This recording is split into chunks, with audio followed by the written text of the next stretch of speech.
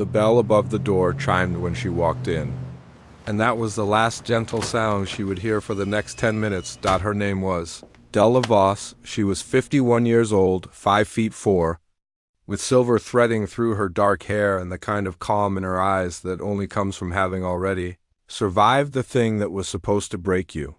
She was wearing a fleece jacket and sensible shoes, and she carried a small notebook, the kind with the spiral binding, because she believed in writing things down. She had driven 40 minutes to this particular gun store because a colleague had recommended it. She would not make that mistake again. The store was narrow and long, with glass cases running the length of both walls and the smell of gun oil hanging in the air like a question. There were 3 men behind the counter. 2 of them were talking to each other. The third looked up when Della approached, took a single slow inventory of her appearance, and arranged his face into an expression that was not quite a smirk but was doing its best. "Help you find something, ma'am?" He said the last word stretched just slightly too long.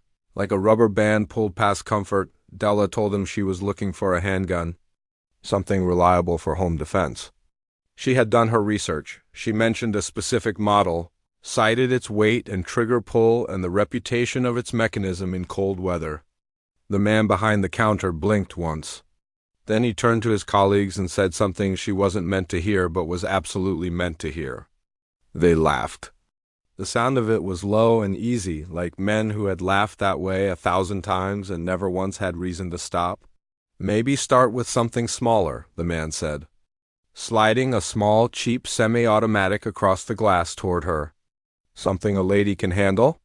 Della looked at the gun. She looked at the man. She wrote something in her notebook. Then she said very quietly, "Is there a range attached to this facility?" There was. It was out back, through a heavy door with a push bar. The man told her she'd need to rent a lane and buy their ammunition. Tone still light with amusement, and she agreed to both without argument. She asked if she could try the model she had originally requested. He hesitated, then relented, perhaps out of boredom, perhaps because he expected the performance to be brief and entertaining. Della Voss put on her ear protection. She adjusted her stance. And then, with the quiet focus of someone who has spent a long time being underestimated and has learned to spend that time practicing, she fired. She had been shooting since she was 19 years old, trained first by her father, a Marine who believed daughters deserved the same education as sons, and later in 12 years of competitive precision shooting that had taken her to regional championships in 4 states. She didn't talk about it at dinner parties. She didn't bring it up in conversation.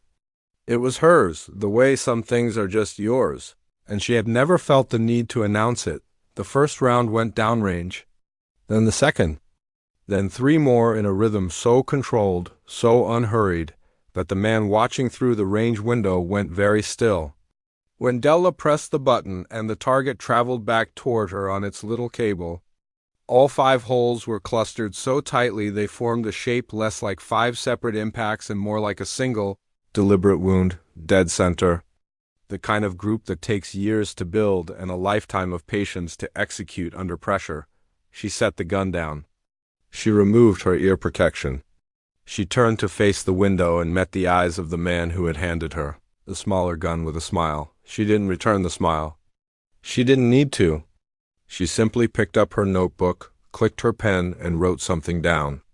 Later, if anyone had asked what she wrote, she would have said, 5 for 5.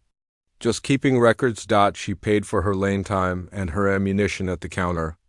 The man processed the transaction in silence. When she asked again about the model she had originally come in for, he brought it out without commentary and answered every question she had with the kind of careful accuracy that suggested he had recalibrated something internal and permanent. She bought the gun. She thanked him with genuine courtesy because she had not come here to make enemies. She had come here to make a purchase. On the drive home, she thought about her father. He used to say that competence was the only argument worth making, and that you should make it quietly and let it speak at full volume. She had been making that argument her entire life, in courtrooms, where she had practiced law for 22 years in competition ranges across the country. And now, in a narrow gun store where three men had looked at her fleece jacket and sensible shoes and decided, they already knew everything they needed to know. They knew almost nothing. But they knew a little more now. And Della Voss drove home through the late afternoon light, her new purchase locked safely in its case beside her, and felt the particular satisfaction of a woman who has never once needed anyone's permission to be exactly what she is.